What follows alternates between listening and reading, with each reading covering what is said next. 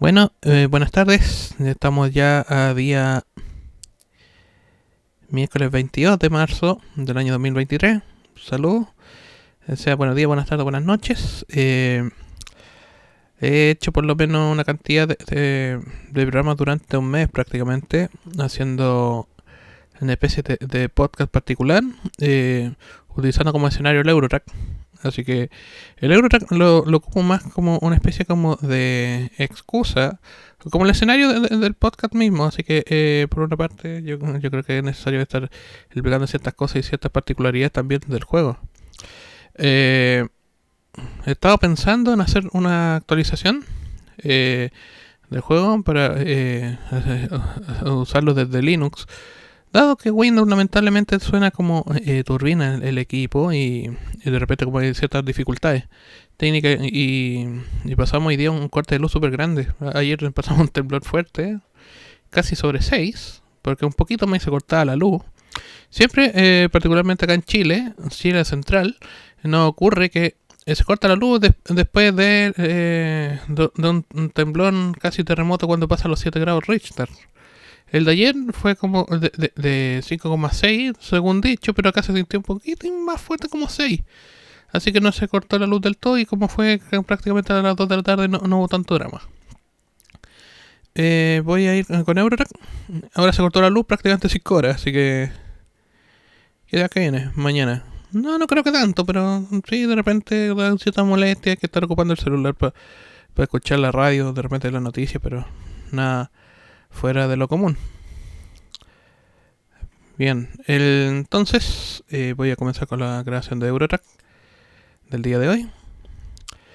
En lo que era el final de recorrido hasta el otro lado de Polonia. Aquí está el 328.000. Gestionar empresa. Vamos a poner administradora de banco.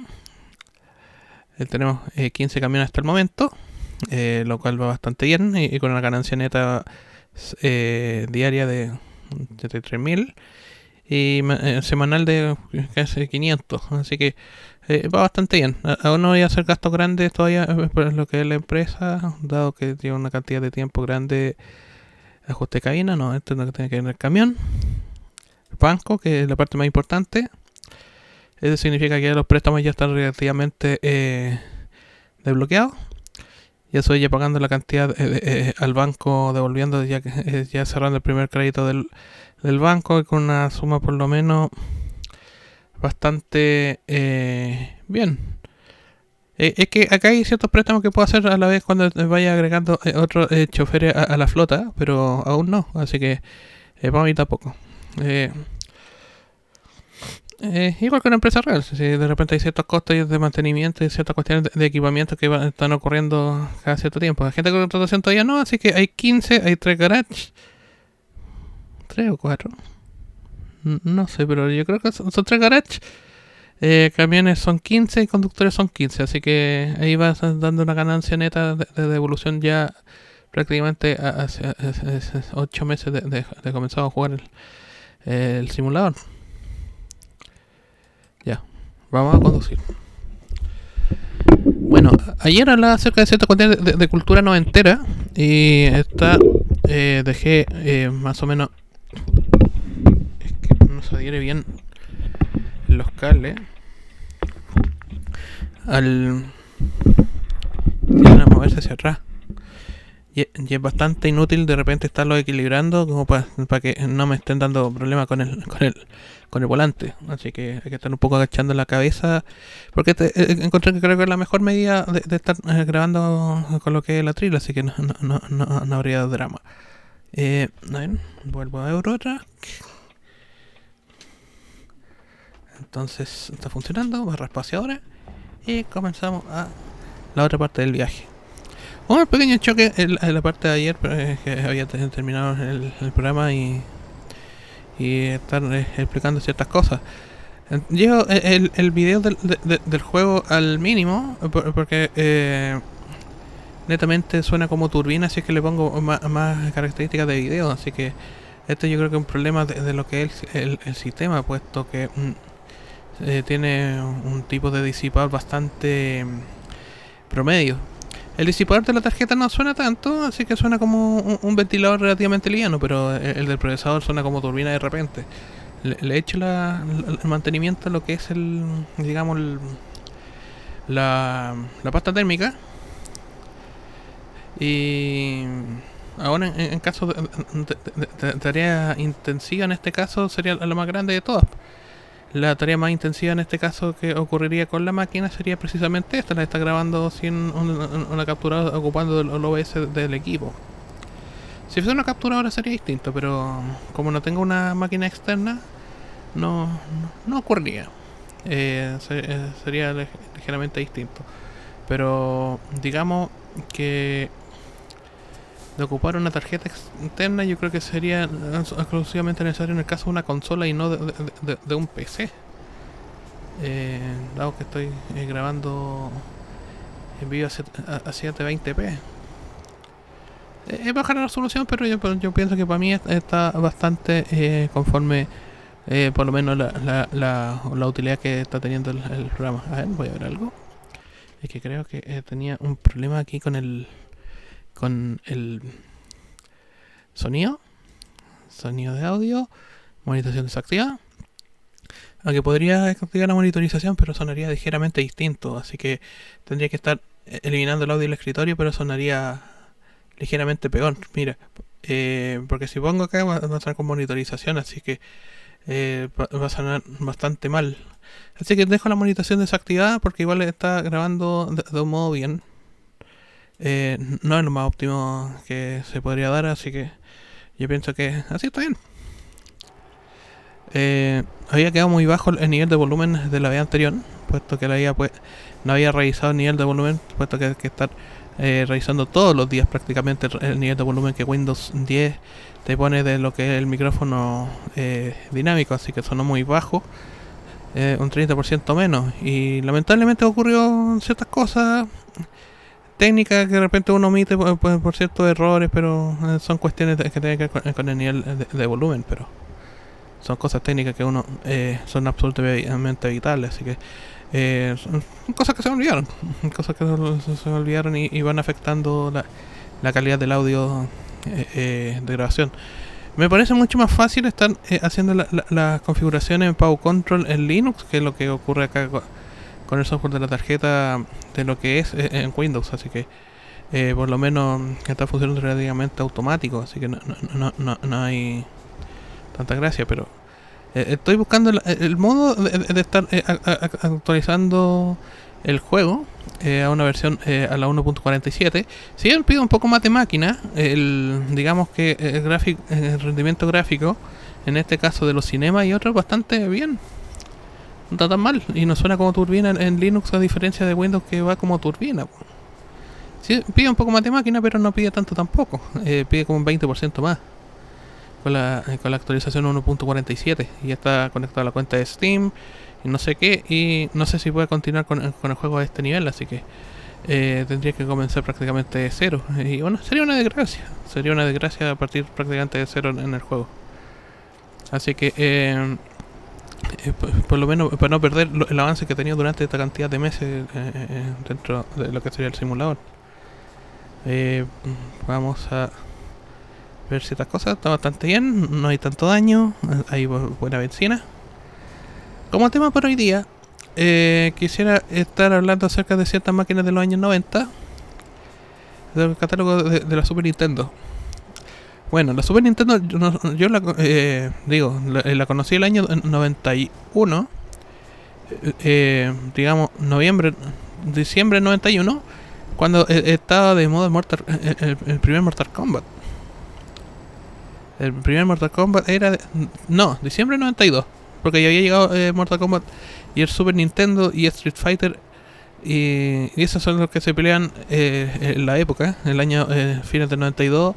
La galería de los flippers, aún eran flippers, aún existían las máquinas estas de pinball con lucecitas y otros, así que por lo menos cuando llegó en 1992, bueno, los cabros más adolescentes, un poco más viejos que uno, de repente de 15, 16 años, Puesto que no había tanta maldad como antes, y de repente como que habían pergenios de 7 años viendo jugar a los videojuegos, a los videos, jugar a los videos, así se llama el concepto. Jugar a los videos gente de más edad, así que era bastante común. Puesto que era común de que niños chicos también entraran a estos locales de arcades, hoy sería absolutamente impensado.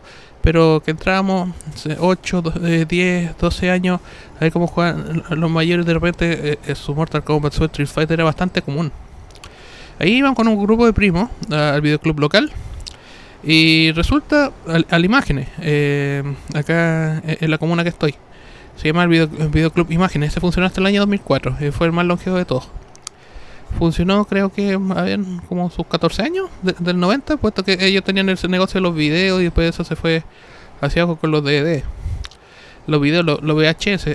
Era un videoclub netamente de película en principio, después comenzaron a arrendar consolas de videojuegos y a vender también videojuegos por encargo, puesto que iban a Santiago a buscar ciertas cuestiones, copias, y ellos les compraron unos 3 juegos: el Zelda Ocarina of Time, el Jet for Gemini y el Mortal Kombat 3 para Navidades. Así que por lo menos era bastante barato encargarle a ellos. Voy a cerrar acá.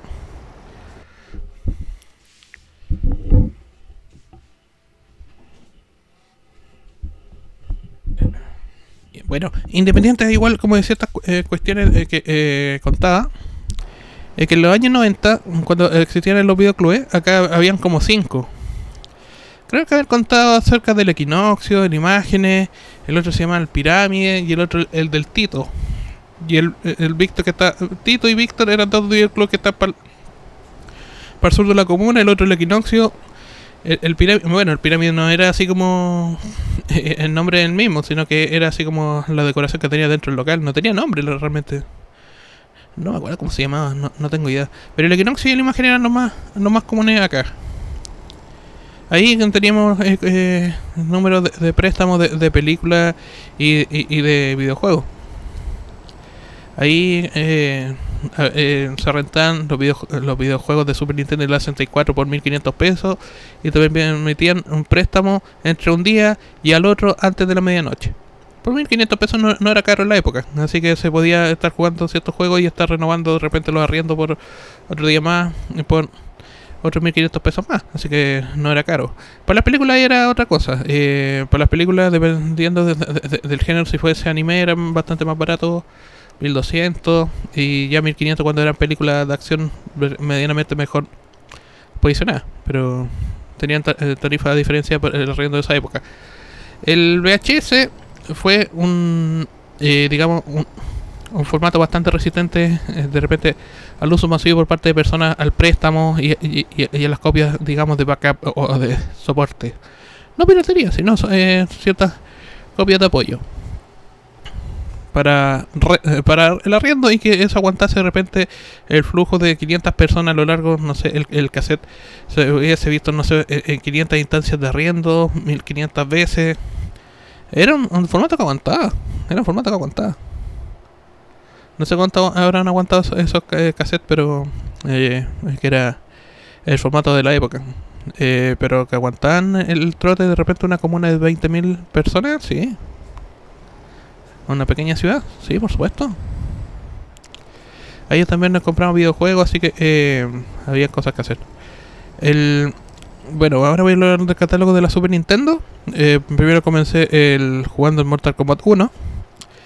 En este videoclub, como recién habían abierto, se consiguieron comprar una Super Nintendo en la época. Entonces, venía con un solo control, y el segundo player, en este caso, ocupaba un stick arcade. Una caja giganteca que era prácticamente a ver, de las dimensiones, este stick arcade era como el doble de lo normal. Que venía el cajón completo arrancado casi de la máquina, y al lado el Super Nintendo. Así que nos pusimos a jugar Mortal Kombat, y el primer personaje que elegí, Kano.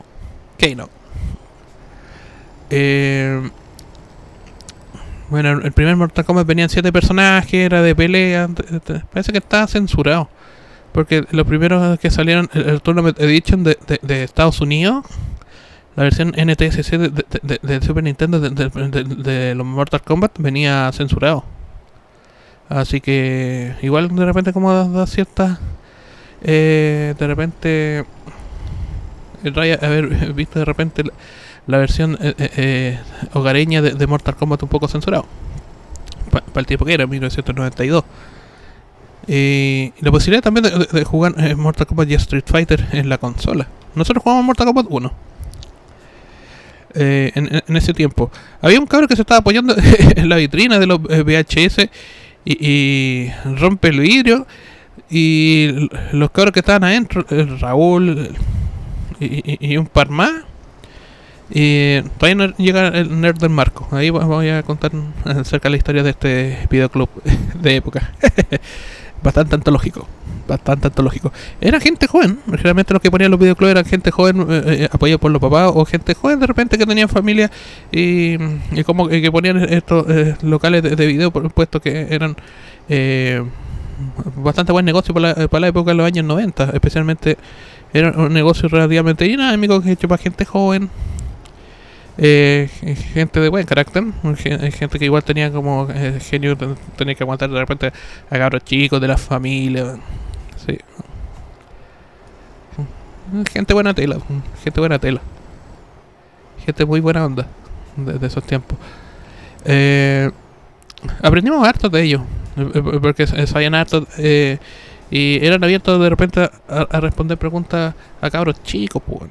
Sí, esa es la cuestión. No sé la diferencia entre, no sé, personas benévolas o no sé qué, que tengan en consideración de repente por los niños y sus preguntas, pues. No, y respondían bien. Después con el paso del tiempo como que hemos valorado eso de repente, de que haya gente que nos haya apoyado bastante con la afición de los videojuegos desde chicos. Habían amigos que pasaban más tiempo ahí en ese videoclub. Los cabros vivían en el centro, así que ellos pasaban prácticamente hasta las 12 de la noche en el local. Como en Chile era más seguro a las 12 de la noche, como que no había tanto drama, eran todos conocidos y no había de repente como su bohemia. Pero no sé, hay gente que tiene como cierta influencia sobre otros, pero que pasar algunos cabros de repente jugando en el videoclub hasta prácticamente las 12 de la noche, sí, lo había. Ahora es absolutamente impensado tener un local abierto hasta las 12 de la noche. Hasta las 8 y después cerrando. No, es súper complicado. La percepción de seguridad en este país y la inseguridad aumentó mucho. Bueno, mira, el tema es que ya pasamos del Mortal Kombat 1 al Donkey Kong Country el año 94. Pero antes que eso, mis primos de Santiago, como el viejo era más pudiente que no sé qué, traía él regaló una Super Nintendo con el Mortal Kombat 2 y el Super Mario World el año 93. ¿Ya? Y creo que era un Mortal Kombat 2 pirateado, ¿o no?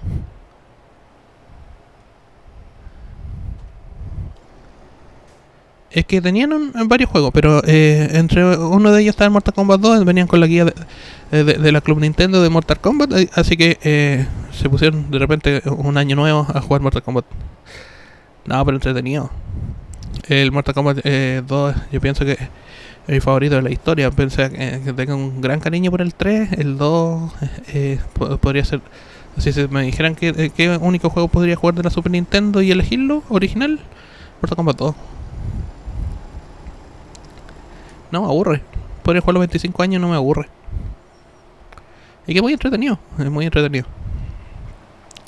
Y estos cabros trajeron el solucionario de cuestiones de los movimientos de los personajes de Mortal Kombat 2, de Super Mario World, porque había ido a la casa de ellos cuando vivían todavía en el centro, antes que se cambiaran a otro lugar. Ellos tenían una Nintendo. Puesto que los chiquillos estaban viendo, no sé, los Picapiedras, creo que en el Megavisión, o uno de estos canales, de repente quedan monos, el año 90, 91 por ahí. Y los cabros tenían la Nintendo, la primera, y tenían el Super Mario World 3. Así que ahí uno de los primos, el mayor, comenzó a jugar el Super Mario 3. Sí, dije Super Mario World. No, el Super Mario 4 de Super Nintendo sería como el Super Mario 4. El Super Mario 3, con el mapache ya estaban terminando prácticamente el juego, están en la fase 6 o 7, donde aparecen los cañones y el barco que hay que comenzar a saltar. No, increíble. Un juego inmenso, gigante.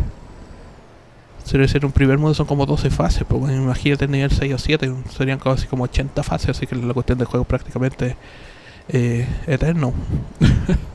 Caleta. El Super Mario World tiene, a ver, creo que 96 fases, más el mundo estrella.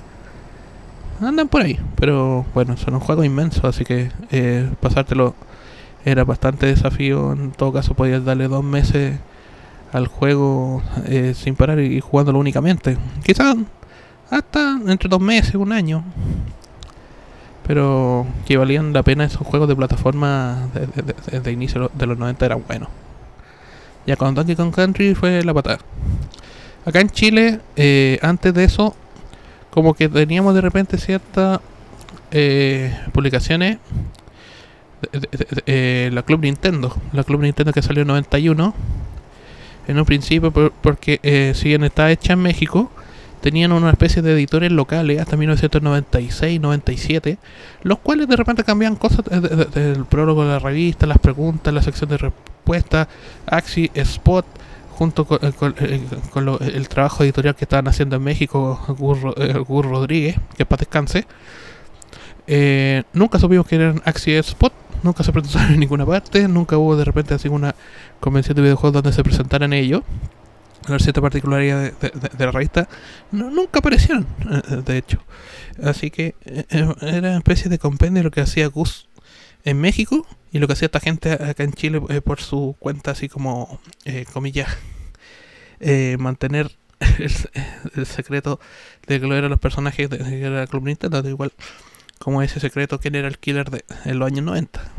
Digamos que está dentro del secreto del mito.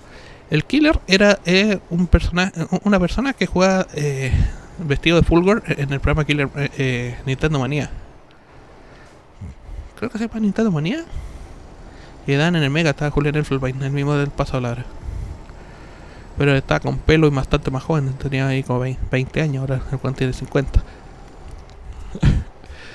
Fue hace como 30 años atrás. Así que tenían al killer, el que le ganaba de repente, o venía a papear la máquina, no sé, pero siempre como que termina ganando con trampas. Así que quien ganaba se llevaba una Super Nintendo, una Nintendo 64.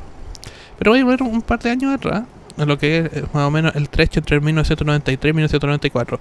Ya en esa época yo tenía 7 años, habíamos jugado con la Mega Boy, con una especie como de máquina que venía con 2 palancas de Atari, jugando equipos de 8 bits, lo cual era bastante novedoso para la época, puesto que estaban en los Nintendo Creaciones, eran más de repente máquinas tipo Nintendo de 8 bits, eran más comunes de ver, eran los Family, los Creaciones,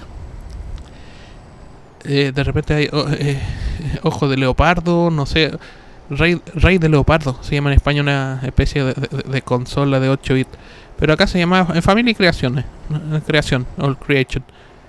Creación parece, y el Family, y decíamos los Nintendo. Así que venían con el Contra, venían con los Mario, el Duck Hunt, la típica, y venía con la pistola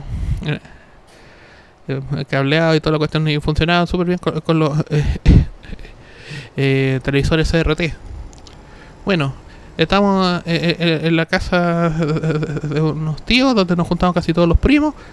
Y resulta que a uno de ellos se le quemó a Nintendo. Uy, que está ofuscado ese weón. Fue increíble. Se comenzó a salirle humo. No sé, parece que estaban jugando Mario, como que pega la máquina y como que se apareció una columna de humo, weón. Y no pasó a mayores, no se cortó la luz, pero como que salió un poquito de humo. Como que decíamos, oye, pero desenchufa el transformador que está súper caliente. Y después suena como... No, fue terrible. Y eso fue ofuscado, no sé, bueno, aparte que el viejo estaba enojado con ellos después, bueno, fue un desastre, bueno.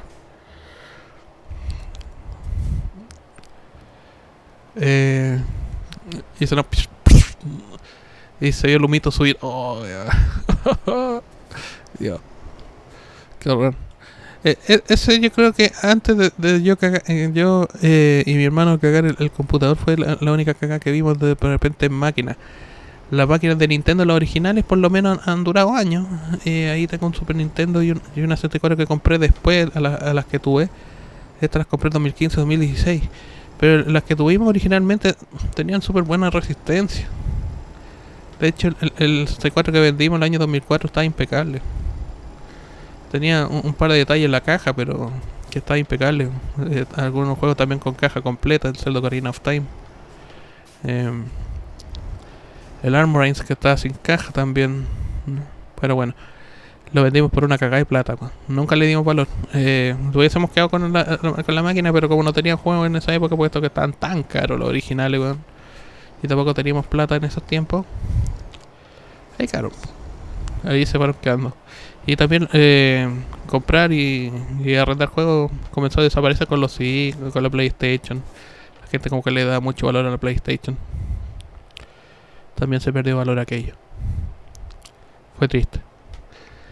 Y echa de menos igual que fue la máquina original que teníamos del año 98, la vendimos en 2004, no tuvimos 6 años y iban con controles súper impecables.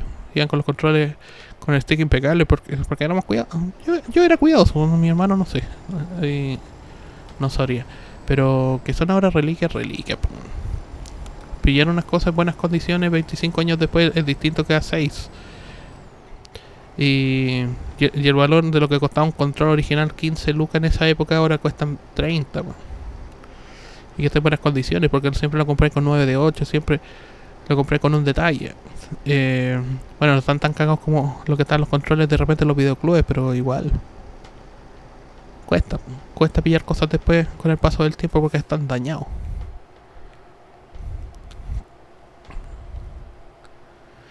Cuesta pillar cosas después con el paso del tiempo. Sí.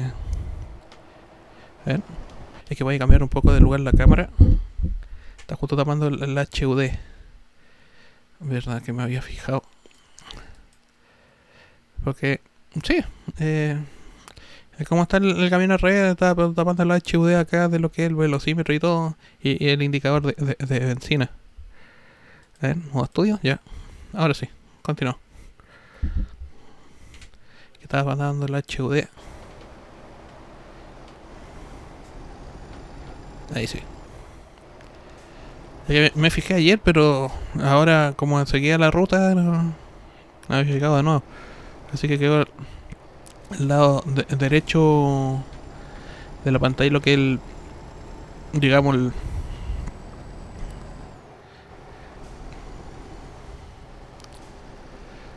sí, pues fue bastante particular esa cuestión cuando al primo se le quemó la Nintendo. Y una de las pocas veces que compartió con nosotros. Después como que se puso bien cerrado a compartir con los demás y sí, lo invitábamos, pero siempre fue esquivo, puesto que más pasaba tiempo con los abuelos y los amigos jugando a la pelota. Fútbol. Es que ya acá llamamos a jugar a la pelota, a jugar fútbol. Las pichacas, de repente los cabros adolescentes, entre los 10 y los 18 años se ponen a jugar a la pelota. Es una pichanga, es un fútbol. No sé. Baby también puede ser, pero fútbol. Cancha de fútbol con entrenamiento y cuestiones. Él estaba más ligado, como un club, como futbolista, así que comparte un poco con los primos, menos le interesan los videojuegos, así que bueno, hay cosas o decisiones de gusto nomás, pues otros primos también eran más asiduos a la música, pero tampoco compartían mucho con nosotros. Hablaban poco, muchos de ellos. Pero ahí cada uno ya sus intereses como mejor le llegue. Pero que estamos pegados de repente en esa cuestión como más electrónica, pues no teníamos tanta influencia de nuestros viejos de repente de hacer otras actividades, netamente por desinterés. Sí, es una cuestión netamente voluntaria. Ya. Después, 1993, aparece la campaña Soprole de Super Mario World. Y ahí un poco más exiguo, ya está un poco más grande.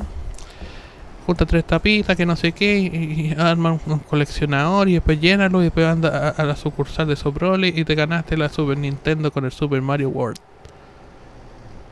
Y de regalo también una Game Boy. Mismo cuento que para la otra Navidad, desde el 94, con la campaña de Donkey Kong Country. La campaña del año 94. Cuando apareció el Donkey Kong Country en noviembre del 94 y prácticamente fue una revolución. Ya, sí, en Super Mario World era increíble, el Donkey Kong Country cuando le pasó por 3. Tú... No recuerdo esos tiempos. No, encontrarse de repente el año 95, 96 una Super Nintendo o el 97 era un gusto caro, era un gusto caro. Era un gusto caro. Es que había gente que cambiaba, pero tenían que cambiar gente, no con amigos directos, sino que con amigos de primos o de familiares, y ahí ellos tenían de repente otras cuestiones de estar cambiando. El cartucho se dio mucho para el préstamo. Bueno, ahora sería prácticamente impensado, pero el cartucho te dio mucho para el préstamo y prácticamente estas copias originales están funcionales aún casi 30 años después. Y pasaban por bastante manos de repente los juegos de los años 90. Yo creo que desde los 2000 en adelante, cuando la gente los tenía solamente en su casa, se los quitaron a los amigos, que no sé qué. Pero eran juegos caros algunos. Y algunos, escuché por ahí que no sé, hasta se pasaron a otro, el Chrono Trigger o varios más, el Logre Battle, ciertas cuestiones de RPG que ahora son muy apetecidas. Hasta el Demon Crest se lo pasó a un amigo, no sé por qué no lo entendió. Mira, cáchate un Demon Crest, weón.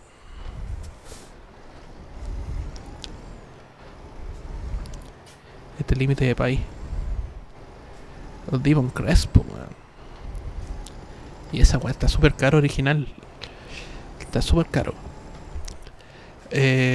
Después, con la campaña de Donkey Kong Country, lo mismo, los coleccionadores y la cuestión de la pantalla gigante que era de 240 por la pantalla gigante que era un televisor de 320 por 240, que en 1994 tenía un televisor de esa magnitud que era como 40 pulgadas, pero una CRT gigante. Esta cosa que lo ocupan de repente para centros de eventos, para ver los partidos de la selección con la familia. De repente cuando la gente iba a compartir de repente la comida rápida. Ese tipo de televisores del año 94, que eran las primeras pantalla gigante. Puesto que teníamos en la época solamente televisores de 14 pulgadas. Ya de 20 pulgadas llegó Sony el año 96, 97. Samsung después le siguió, pero Sony y Triniton fueron siempre los primeros en esos tiempos. Así que siempre la tele puntera, Sony Triniton con su VHS, su videograbadora, y de repente su parlante era así como el combo cine en casa durante la época. Así que durante ese tiempo como que todos veíamos televisión con una tele en blanco y negro, en la mitad de todas, y la otra a color, año 94. Y que salió una tele en esas condiciones, con una pantalla gigantesca, prácticamente de 40, pero que era un armatoste para atrás, era poco menos que impensado. Ahora ver un televisor de 40 pulgadas como... Pero en 1994, casi 30 años antes, 29 años antes, era de loco. Y más jugar con los efectos que tenía, digamos, en el lente, que me he dado cuenta en el último tiempo, cuando conecto el notebook al HDMI y en la tele vieja, cómo gira. Es un efecto de giro en 3D que ocurre con los personajes de Donkey Kong Country, del primero. Del otro no me he dado cuenta de lo que ocurre con el televisor, como que va corriendo como a cierta velocidad. Y en máquina más moderna el juego anda a 60 frames por segundo, no anda a 20, no sé qué, pero es bastante funcional. Así que se notan de repente ciertas cuestiones, ciertos desplazamientos de modo como lente, que hace que el personaje como que salga un poco de la pantalla y se ve un poco más grande en el sprite en una tele vieja que en la nueva o en un monitor. Lo cual es bastante bonito el efecto. Y eso fue diseñado por la gente de Silicon Graphics y Rare en la época. Oh, bueno. Ah, daño el camión. ¿Seguimos nomás? Sí, seguimos, ya. Pero bueno, y eso es. Así que... No, no, continúa. Y eso es lo que era la promo del año 94 de las tres tapitas, el coleccionador, y el coleccionador lo llevan a una sucursal Sobrole y hacían como una especie de sorteo. Ahí regalan, me acuerdo en el de Mario, regalan unos relojes rojos con una forma de un Game Boy. También y en ese rock podías jugar una especie como Game & Watch. También existían el reloj en Mario, este reloj, un mini Game Boy, que era como un llavero, que también tenía con Game & Watch y botones, también podía ocuparse. También aparecieron los primeros Game Boy, creo que en el Mario Land, esa época. El Game Boy era impensado tenerlo porque era caro. Un primo después lo tuvo, y después como que lo jugamos con Pokémon y Killer Instinct. Lástima que igual era bastante complicado ver la pantalla verde y tenía que ponerle al sol para que se viera. Y eran las pilas. No era Game Gear. La Game Gear duraba media hora las pilas. Eran como 8. En el caso de la Game Boy eran 6. Pero igual duraban harto. Duran como una hora y media. Había que estarla recargando y cambiándola. Duraba harto las pilas. Pero... Y la máquina, igual que los controles de la Super Nintendo, eran poderosos. Aguantaban todo. Tenían super aguante los controles de esa época. Gunpei Yokoi, muchas gracias. Puta, que duraban los controles, weón. Ya, hay que ir aquí. Pasar el peaje. Bueno, Gunpei Yokoi es una máquina, weón. En cuanto a diseño de hardware, de repente visionario, que las cago con la Virtual Boy, pero es un detallazo. Las cago en el Virtual Boy pensando que iba a ser una genialidad, pero fue un cagazo. Pero lo que es la durabilidad de los accesorios prácticamente 30 años después. Bueno, si había gente que las destruía, digamos que eran prácticamente bestias, po. Literales bestias, man. Si destruían el control de la Super Nintendo era una literal bestia, man. Porque aguantaban hasta los piques, bueno, aguantaban todo. Los controles de la Sega Genesis, de Mega Drive y de la Super Nintendo aguantaban todo en los años 90. Bueno. Y se los destruye y ya era una puta bestia, ¿no? Un civilizado culiado. Y bueno, eran bonitos en la época, bueno. Ahí en la Super Nintendo nosotros nos llegó en diciembre del 95. Estaba como a 180, me acuerdo de la época. Ya el 95 venía con el combo con el Killer Instinct. Que fue más común ya en 95, 96, 97 comprar la Super Nintendo y tenerla hasta prácticamente el 98, 99. Ya la gente comenzó a comprar la 64 de la segunda parte de la jornada de la consola cuando tenían el expansion pack agregado. Y yo pienso que lo hicieron mejor esta gente porque después de comprar el expansion pack fue un dolor de cabeza. Bueno, el expansion pack igual, es duro de pillarlo, man. En buenas condiciones, digo. Son esos accesorios reliquias que prácticamente están bien valorados después, puesto que era prácticamente la mitad de la funcionalidad de la consola de buena parte del catálogo, de buena parte del buen catálogo.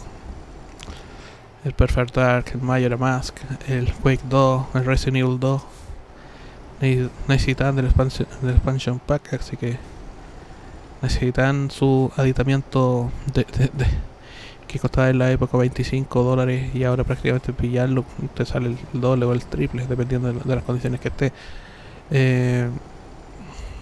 Cada uno sea el caso, porque son casos bastante particulares. Sí, sí. Puta que hay peaje acá, weón. Da igual que Chile esta weá. La carretera es concesionada. carreteras concesionadas. Ya, continuamos. Y eso, y teníamos este Super Nintendo que venía con 2 controles, el Killer Instinct y me gustaba arrendar caleta el Mortal Kombat 3, bueno. Resulta que ese videoclub arrendé varias veces Mortal Kombat 3. El año 95, en noviembre de 95, recuerdo que también compré la primera Club Nintendo en Rancagua, en la calle Campos con la Independencia, ahí donde hay un kiosco. O creo que era una tienda, no era el kiosco.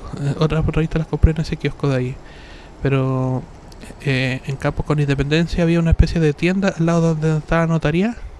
Una especie de librería donde tenían colgada la revista de la Club Nintendo del año noviembre del 95, la 39, creo. No recuerdo el número. Y tenían con el especial de Mortal Kombat 3.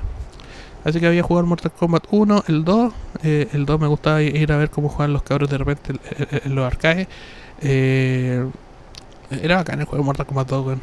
Agolpaba caleta de gente, weón. Y lo bueno es que ya tenían nivel de maestría en esa weá, porque ya llevan prácticamente la vida gastándose ahí. Yo creo que muy temprano podía llegar a jugar en la máquina de Mortal Kombat y que estuviese pelada. Pero ya después de la media hora ya comenzaba a llegar gente a ocuparla. Street Fighter 2 ya estaba perdiendo un poco de interés, pero después quedaron las máquinas funcionando al lado y prácticamente el local era Mortal Kombat y Street Fighter en la época 93-94. Y ahora en 95 era más fácil tener por lo menos conversiones de casera, arrendarla, puesto que ya teníamos de repente el número para video y de arriendo de juegos. En este caso más arriendo que juegos que para video. Pero igual, teníamos modos de conseguirnos de repente con familiares o con conocidos grabadoras de VHS para ver películas.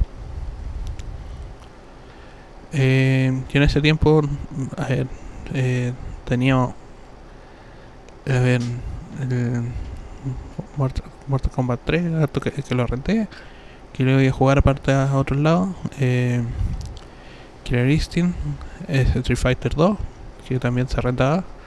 Estaba el Super Mario World, que después un familiar como que intercambiaron Super Mario World por el Killer Instinct. Ellos lo tuvieron como 2 semanas o prácticamente un mes, y después íbamos cambiando de juego. Después con los primos que tenían conocidos o amigos que estaban cambiando los juegos propios con gente más allá, así que era una sociedad de confianza, así que los viejos por lo menos estaban preocupados de estar pasando las cosas y no éramos nosotros los que estamos cambiando las cosas, porque sí, porque había cierta inocencia hasta los años 2000. Después la gente como que se puso mal la weá, no sé de malo o desinteresado, pero la gente se puso mala después, weón.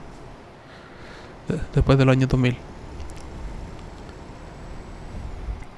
porque podían estar cambiando juegos con compañías de curso, de colegio, cambiar las cuestiones, probar cosas distintas, hasta con los vecinos de repente cambiar juegos la semana, y si era juego malo tenías que quedarte callado, si que era bueno, después te lo pedían de nuevo otra semana y así.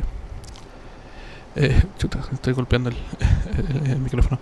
Pero bueno, y esas son cosas que van quedando después, pues, o sea, netamente ciertas cuestiones generacionales que van quedando. Después cuando llegó el Donkey Dog, conche tu madre, esa wea fue... Es que fue una cosa generacional para todos. Si bien el Donkey 1 era bastante bueno, el 2 era otra wea. La música del galeón era... oh, wea.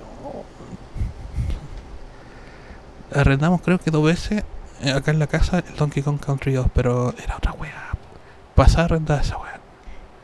En la época, diciembre del 95, nosotros lo comenzamos a arrendar como en 96, antes que salió el 3. Pero esa wea pasaba a arrendar. No podía pillarlo nunca. Fue, yo creo, de repente como el epítome o el punto más alto de lo que fue el uso de la máquina de esa época, cuando salió el Donkey 2. Ya inicio del 96, ya.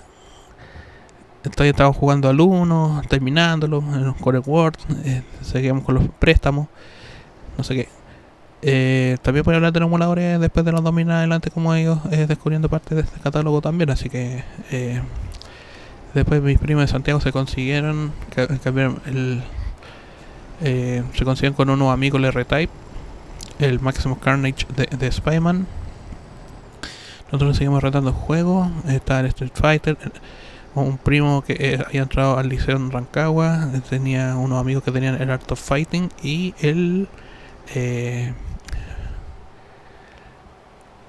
Fatal Fury Special, Fatal Fury 2, y el otro que era el Samurai Shodown, weón. Oh, weón. El Samurai Shodown de Takara, weón. Qué conversión más buena para Super Nintendo.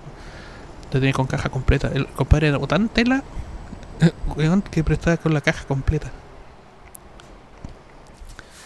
Y también les prestaron este mismo, weón, el Street Fighter Alpha 2. El Street Fighter Alpha 2 para el 97 por ahí. Bueno juego, weón. Esos son los préstamos que teníamos el año 96-97 de Super Nintendo, porque la gente comenzó a tener su Super Nintendo 96-97 cuando ya bajaron de precio, la gente como que comenzó a revenderla, y cuando salía la 64, la Super... Bueno, es que la PlayStation vino después, el boom de la PlayStation vino después, 98-99, cuando ya podían piratearla.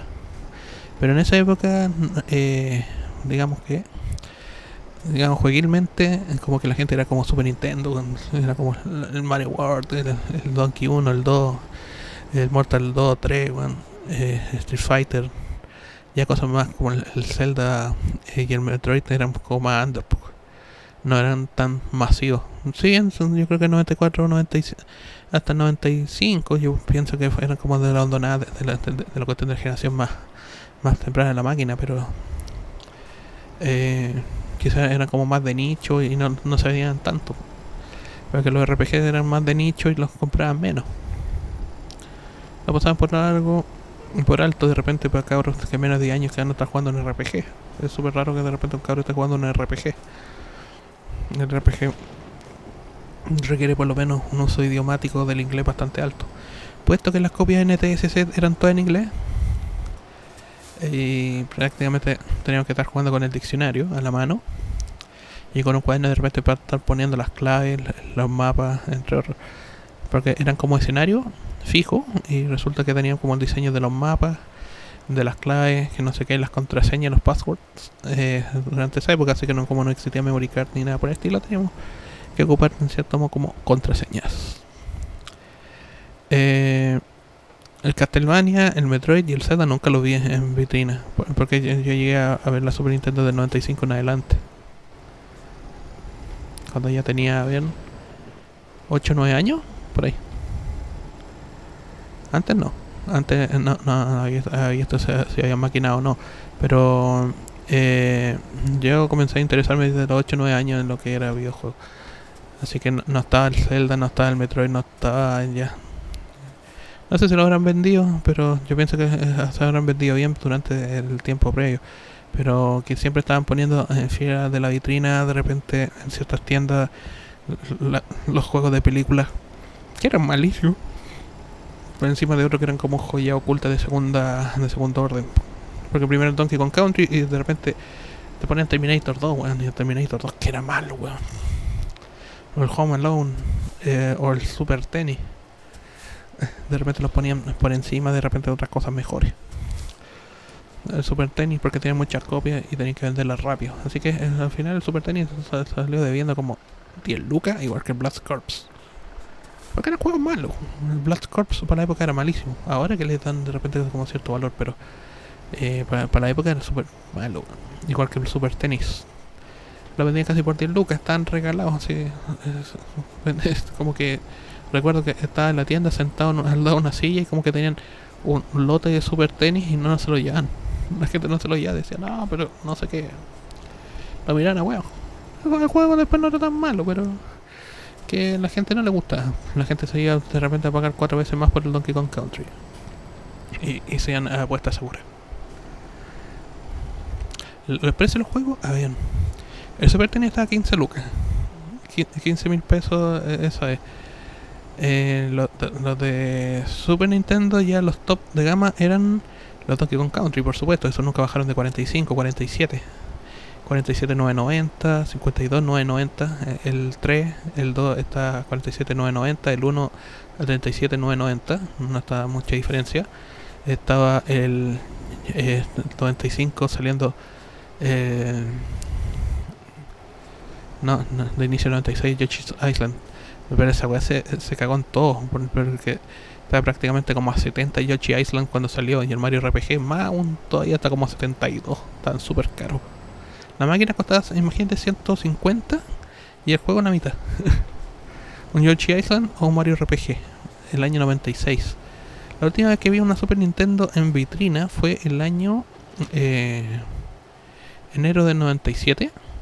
Ya cuando estaba saliendo el Mario RPG, había una combo de llevarse una Super Nintendo Mini, la Super Nintendo Junior, la 2, la segunda, americana, que venía con un diseño un poco más moderno, parecía como el remozado que venía con la cuestión del chip renovado para los juegos especiales, de repente que venía con los FX, y venía con el Super Mario RPG, creo que a 170 en la época. El juego costaba prácticamente 70 lucas. Eso no lo bajaron, Falabella. Nunca lo bajaron. Siempre no agregaban precio a cosas que igual eran bastante buenas, pero tampoco extraordinarias. Así que un cero. Es que estoy profundizando estas cosas de los 90 porque fueron injustas. No, sí, está bien que Mario RPG sea una joya, pero tampoco no que lo dieran prácticamente a precio de oro en la época 1996-1997. Pero eso es lo que jugamos de Super Nintendo, son muchos de estos préstamos. Después de 1998, el Super Nintendo desaparece, un puesto que también desaparece en nuestro radar de interés, puesto que había llegado la Nintendo 64 y la PlayStation 1. El PlayStation, si bien está de 1994, a Chile no había llegado masivamente hasta el 96 y surtió interés entre todos nosotros. Los cabros ya teníamos entre 12 y 13 años, porque ya Nintendo, pero Nintendo para cabros chicos, ¿para qué estabas jugando weá? Mario mamá, weón, Kirby Maraco, weá así. Y decíamos, ya, jugaban una gamberra, no sé, como antes nuestros primos jugaban en el arcade, jugando no sé qué weá. Así, el G.I. Joe, el Capitán Comando, o otros arcades. O de repente se ponían a jugar otras cosas, el Samurai Shodown. Nos dio, ya pues veamos qué trae de la PlayStation, pues, de Sony. Oye, no sé qué, traen un juego de zombies, no sé qué. Bueno, la Sega Saturn, mira, la Sega Saturn para nosotros fue prácticamente desconocida. Nunca vimos funcionar una Saturn, o creo que una vez. Pero el Saturn era un mercado de nicho pero súper limitado. Era carísima. Acá a Chile llegó casi como 400 lucas, casi 500 lucas. La mitad con un computador de época. Imagínate que un computador de época Pentium 2 costaba $1.000.000 de pesos. 3 o 4 veces creo que sería una computadora normal de estos tiempos. 3 o 4 veces casi un computador de estos tiempos. Pues se agradece de repente que hayan bajado el precio de las computadoras durante estos 20 años. Pero digamos que, bueno, las computadoras están las computadoras están súper caras. Y de repente, como que te dan ciertas cuestiones. Es que en la época tampoco existían las computadoras, porque era súper extraño que existiese la necesidad por las computadoras, porque no había.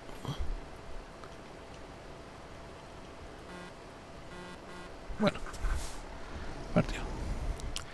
Y existían, no sé, otras necesidades que eran más abruptas de repente, y por la electrónica y por cuestiones de tecnología. Eran más, no sé, fundantes de repente una lavadora estilo la pequeña maravilla de Samsung. Un refrigerador, una tela a color, una videograbadora antes que una máquina Nintendo.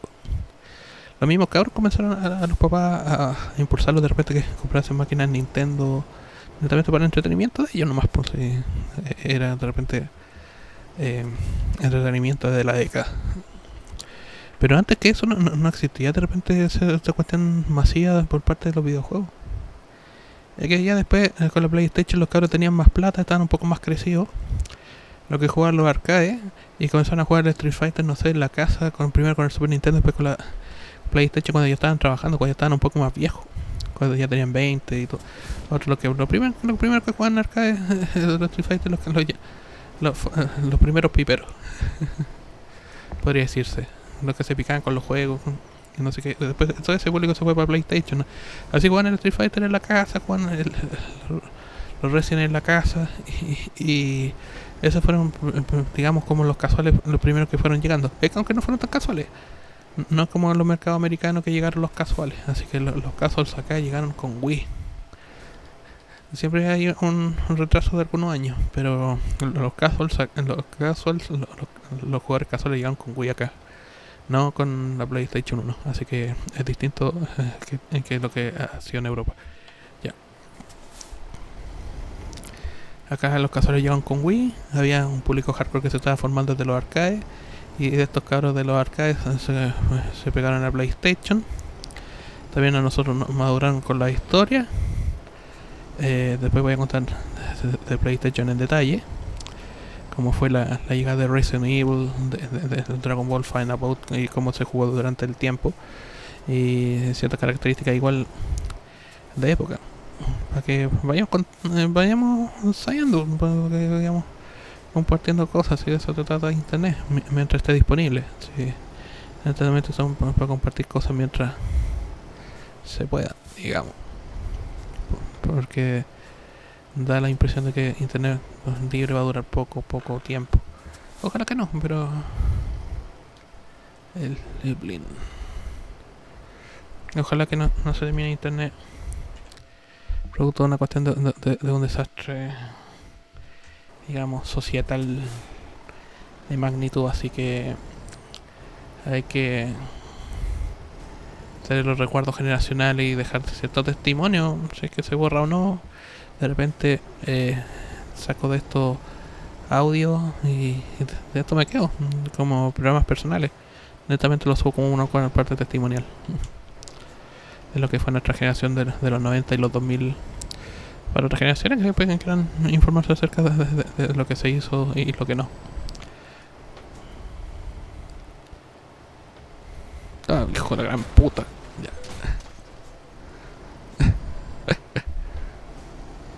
Ese se justifica el choque. Ahí justifica el choque. Porque el weón maricón. ¿Qué ha sido trompo el weón? Hijo de la gran puta. Ya. Ha sido trompo el weón. El trompito ahí. Ahí quedó. Súper ahueonado. Súper gilipollas. Súper puta. Ya. Para acá.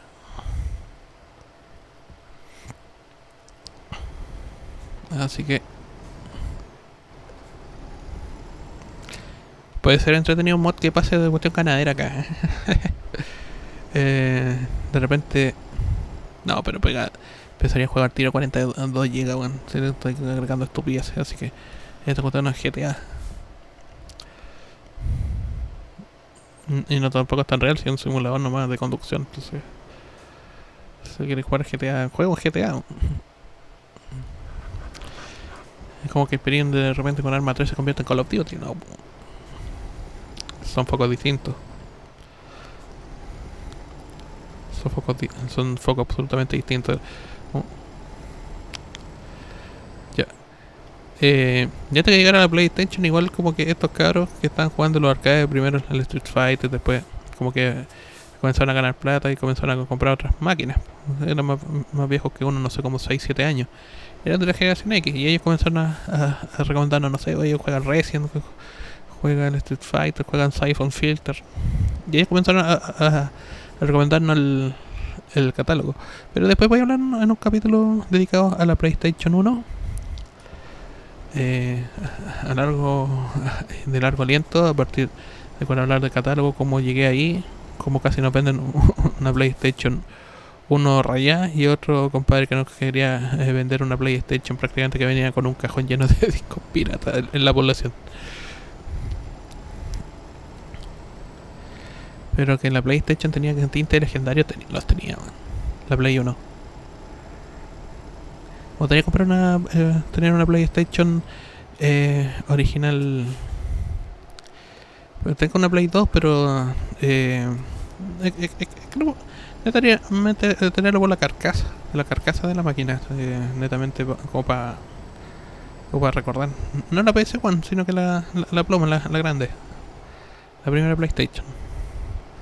Netamente, no sé si los controles sean compatibles, pero no sé. Es que no me interesa tanto tener la máquina así como para ocuparla, sino que netamente voy a tener una carcasa como de recuerdo. Aunque esté mala, quedaría contento. Con una carcasa de recuerdo de la Play 1. De la Play 1, de la Play 2. Y eso. No sé qué. Vuelvo entonces al catálogo de la Super Nintendo. Ya la habíamos vendido en parte y pago por la 64 al noviembre del 98, que era regalo de Navidad del 98. La Super Nintendo la tuvimos en 3 años. De desgaste, decir que el desgaste que tuvo fue en la parte del enchufe del transformador. El transformador tenía doble enchufe y tenía un conector morado. Y esta cuestión, con el peso de los dos cajas que traía el transformador, comenzó a hacer el conector muchas veces hacia abajo. Y lo poníamos del otro puerto, el RF. Puesto que no teníamos de las teles más modernas que tenían con el RCA. Así que teníamos el RF para estarle cargando de repente al televisor IRT que teníamos. Lo dejábamos en televisor blanco y negro y a color. En blanco y negro igual funcionaba, pero de repente había que estarle cambiando las perillas abajo de la cuestión de la imagen, así que fallaba de repente. Y a color, bueno, funcionaba. No tan nítido, pero sí. Como tenía sonido mono, tenía la posibilidad de estar ocupando el RF y sonaba bastante bien, así que no era drama. Venía con los dos tipos de conectores. El RF en ese caso lo compramos en el Panavision, que estaba en la electrónica de acá del centro de Rancagua. Esta cuestión que vendía cassette, que la otra vez dije que vendían cassette. Así que ahí teníamos de repente bastante cambio de ciertos conectores, en este caso de video. También había otros de antena de televisores, que donde prácticamente se ponía a dos tornillos. No me acuerdo cómo se llama ese tipo de caja, pero no ocupaban la caja de los 8 bits. Esta que ocupa la Nintendo clásica, no la ocupamos, no tan viejo. Yo ahora tengo 36, pero ocupamos todos esos adaptadores. Otra de repente paso a tiendas de electrónica a comprar adaptadores de video, HDMI, otros, pero eso es mucho más moderno. Pero lo ocupamos RF en la época, sí, con conexión coaxial, y eso tenía después una conexión con a él. Es que en ese tiempo el RF era... Carga la máquina por si acaso.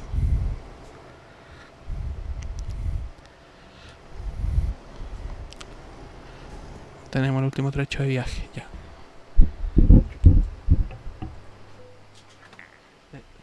Después voy a ir subiendo los capítulos de a poco para estarlo arreglando el audio y cosas así.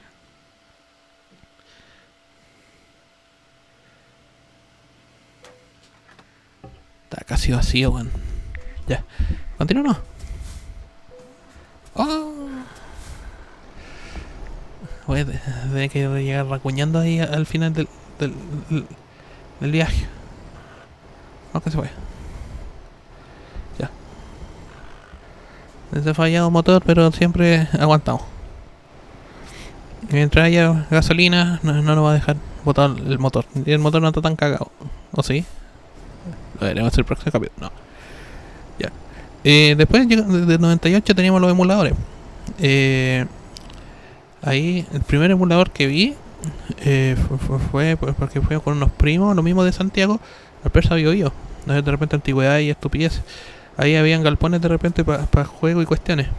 Ya tenía la 64. Ahí mi viejo nos compró el FIFA 64, el FIFA Soccer 64. Al final tan malo no era. Ya. Vamos a poner el... Ya. Acá tengo que poner el zoom para para la llegada al objetivo, así que Lublin. Esta es la última ciudad, creo que para el lado de Polonia. Pásate por Varsovia. Ya. Estamos para acá.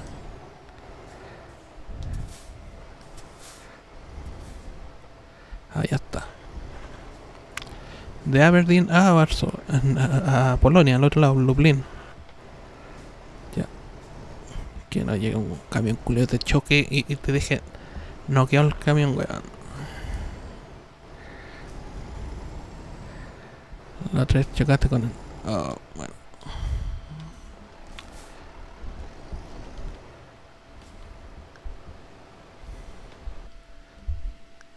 La mejor forma de repente de ver el semáforo acá es poner la vista de cabina y ver un poco la cabina, hacer una chucha para afuera y esperar.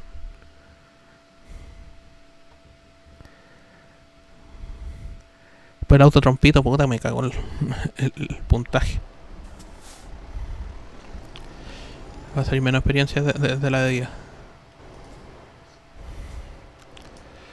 Aquí supuestamente.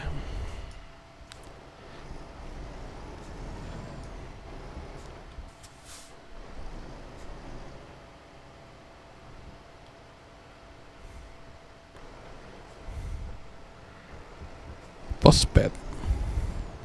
Need for Speed. Cool. Ya, entran. Juguemos seguro. Ah, pero qué facilidad más grande. Tiene que llegar hasta que salga la letra T. Eso es... No, más adelante. Nada, lo mismo. Ya. Aceptable. Chuta. Va a haber penalización, man. Ya, por lo menos está en nivel 28. Instructor, ya. Continúan. Voy a agarrar un... Ahí. Nos quedan 2, 6, 8. Ya. Nivel 28. Me quedo trabajo rápido. Trabajo rápido. Ya. ¿Qué hay acá? De Dortmund a Palermo.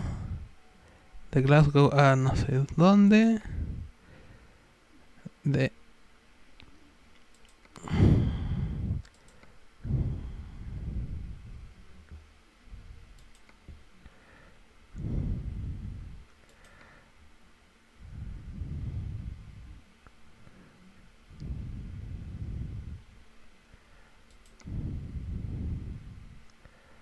Me interesa más eso. Ese tipo de trabajo que de línea recta. Viajando desde Noruega, creo. O Suecia, no sé dónde.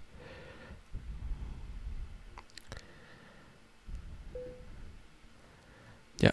F5 para ver cómo salir de acá de la empresa. Ah, pero está al lado. Por Dios. Es que estas empresas de construcción de repente son más grandes y hay que estar viendo cuál es el grado de tráfico que hay acá. Así que...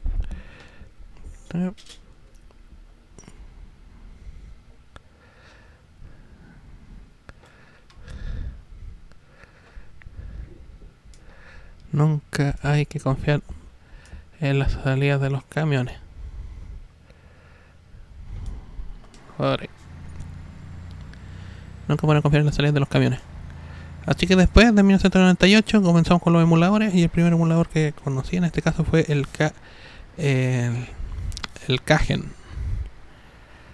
que era para Sega Genesis y venía en un CD de 150 juegos, un CD de 650, un CD-ROM de época que venía con el emulador para Windows 95, 98.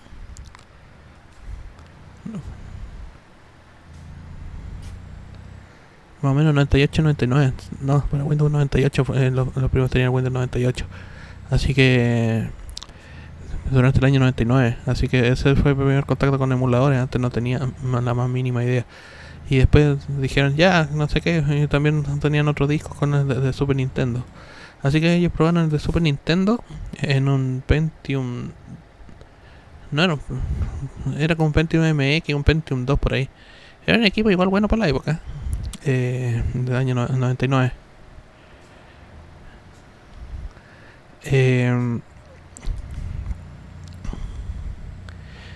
Un Pentium 2 con instrucciones MMX creo en 64 megas de RAM habrá tenido el equipo los cabros. No creo que un poco menos. No era tanto 64 megas de RAM en la época. Sí, era bastante común. Así que ellos probaron esos emuladores y funcionaban. Y así que después compramos nosotros ciertas cosas y computadores recién tuvimos como el año 2000.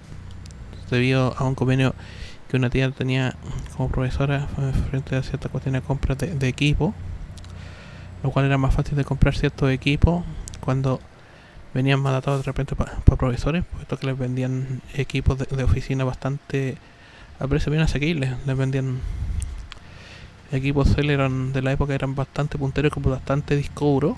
Se los vendían a profesores por 600, 700 lucas. Bueno, un Celeron ahora es como súper pichirucho de repente el rendimiento, pero en la época eran bastante buenos. Eran como un i3 para los actuales. Es que tampoco se necesita como ahora lo puede ser netamente una tarjeta dedicada, una gráfica dedicada de repente a aceleración de video, aunque sea de streaming, de YouTube, o de repente para ciertas videoconferencias, Zoom, etcétera, etcétera, etcétera. No era tan necesario durante esos tiempos a fines de los 90, pero ahora sí que es necesario, porque los sistemas se están poniendo cada vez más pesados y requieren cierto modo de equipos y optimizaciones que funcionan un poco mejores, más punteras. Ahí comenzó a elegir el equipo, a andar, ya. Y teníamos esos emuladores, así que el emulador, por ejemplo, que ya estaba en los años 2000, cuando ya teníamos el equipo, el ZSNES.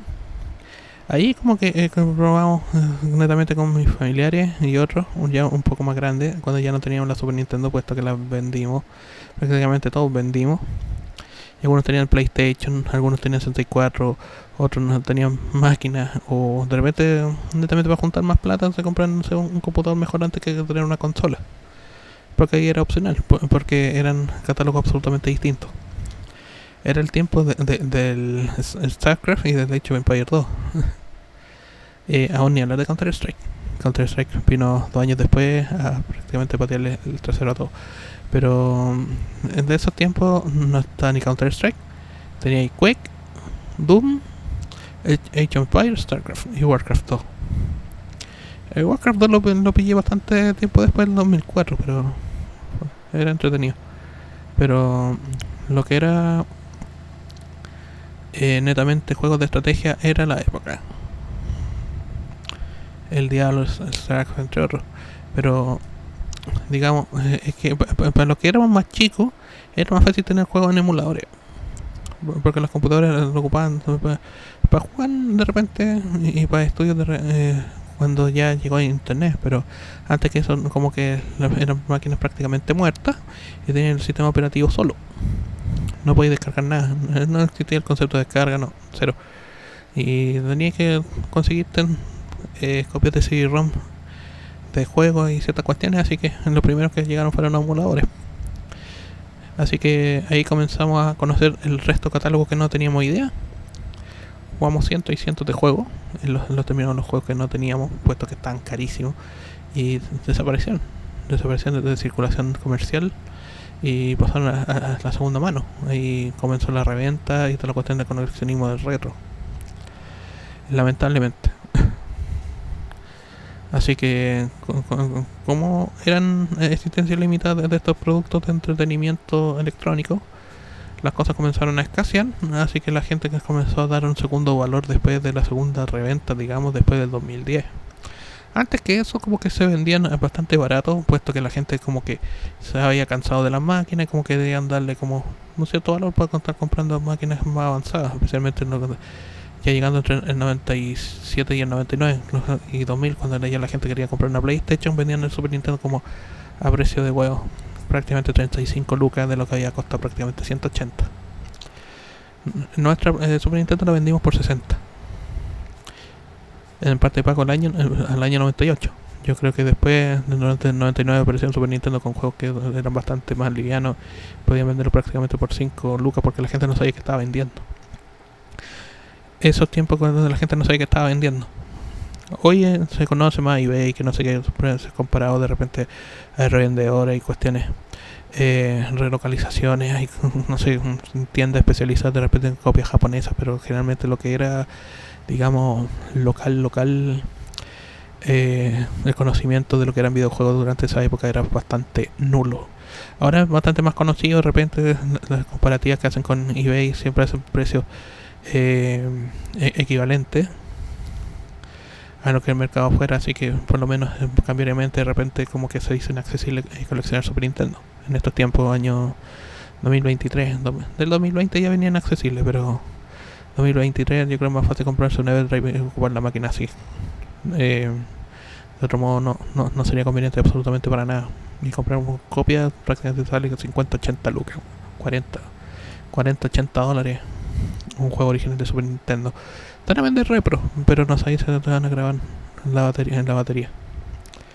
Y con esa época se ocupaban password o contraseñas. No creo que tampoco estén guardando nada, así que ni parienta memory card, así que ocupamos password en esos tiempos.